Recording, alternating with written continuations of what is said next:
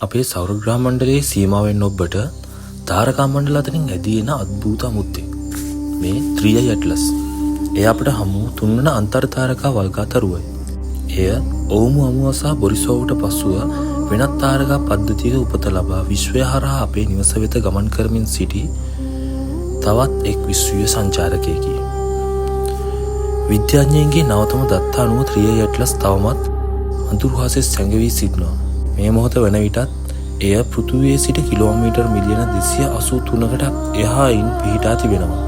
ඒ දීප්තිය ඉතාමත් අඩුයි. ඒ නිසා PVS ට නම් පෙනෙන්නේ නැහැ. නමුත් නව සොයා ගැනීම් වලින් තහවුරු වුණා මේ වල්ගාතරු අනෙත් අන්තර් තාරකා වස්තුන්ට වඩා අතිශයින් විකේන්ද්‍රික කක්ෂයක ගමන් කරන බව.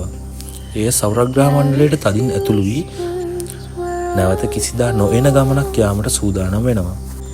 හබල් දුරේක්ෂය මගින් ලැබුණු අලුත්ම තොරතුරු 3i ඇට්ලස් යනු පිටසක්වල යානයක් නොවන බවට විද්‍යාඥයින් නැවතත් තහවුරු කර තිබෙනවා. එහි න්‍යෂ්ටිය එනම් එහි මධ්‍යම කොටස සාමාන්‍ය වල්ගාතරුවක ස්වභාවය පෙන්눔 කරනවා. නමුත් එහි ඇති අධිපාරාවලයික කක්ෂය අපට කියාපාන්නේ මේ අනිවාර්යයෙන්ම වෙනත් තාරකාවක නිමැවුමක් බවයි.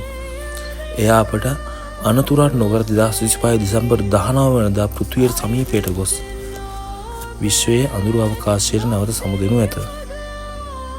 මේ අද්භූත අමුත්තා අපේ විශ්වයේ අන්තිම සීමාවන් ගැන අපට කියා දෙනු ඇත.